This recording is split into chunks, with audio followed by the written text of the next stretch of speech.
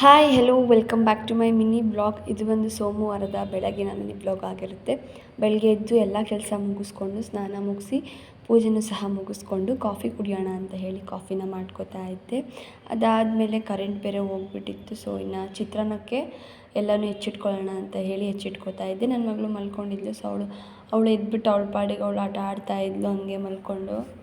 ಇನ್ನು ಚಿತ್ರಾನ್ನಕ್ಕೆಲ್ಲನೂ ಹೆಚ್ಚಿಟ್ಕೊಂಡು ಆದಮೇಲೆ ಸಾಂಬಾರು ಮಾಡ್ಕೊಬಿಡೋಣ, ಟೈಮ್ ಇದೆಯಲ್ಲ ಅಂತ ಹೇಳಿ ನಾನು ಮಜ್ಜಿಗೆ ಸಾಂಬಾರು ಮಾಡೋಣ ಅಂತ ಹೇಳಿ ಫಸ್ಟೇ ಮೊಸರನ್ನೆಲ್ಲನೂ ಮಜ್ಜಿಗೆ ಮಾಡಿ ಇಟ್ಕೊಂಡಿದ್ದೆ.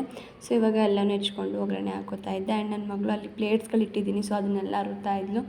ಇನ್ನು ಮಸಾಲೆ ಎಲ್ಲ ರುಬ್ಕೊಬಿಟ್ಟು ನಾನು ಒಗ್ಗರಣೆನ ಹಾಕ್ಕೊಂಡು ಇವಾಗ ಮಜ್ಜಿಗೆನ ಉಯ್ಕೋತಾ ಇದ್ದೀನಿ. ಸೊ ಇವಾಗ ಉಪ್ಪನ್ನೆಲ್ಲನೂ ಸೆಟ್ ಮಾಡಿ ಬೇಯೋದಕ್ಕೆ ಬಿಟ್ಕೊಂಡು ಇನ್ನೊಂದು ಸೈಡು ಚಿತ್ರಾನ್ನ ಮಾಡೋಣ ಅಂತ ಹೇಳಿ ಬಾಣಲಿನ ಕಾಯಕ್ಕಿಟ್ಟು ಆಯಿಲೆಲ್ಲ ಹಾಕ್ಬಿಟ್ಟು ಕಡಲೆಬೀಜ ಎಲ್ಲನೂ ಫ್ರೈ ಮಾಡಿಕೊಂಡೆ. ಸೊ ಅಷ್ಟರಲ್ಲಿ ಸಾಂಬಾರು ಕೂಡ ರೆಡಿ ಆಯಿತು.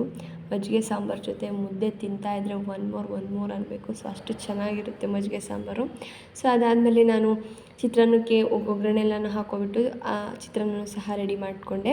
ಅದಾದಮೇಲೆ ನನ್ನ ಮಗಳಿಗೆ ಬಾದಾಮಿ ತಿನ್ನಿಸ್ಬೇಕಿತ್ತು. ಸೊ ಬಾದಾಮಿನ ತಿನ್ನಿಸ್ತಾ ಇದ್ದೆ.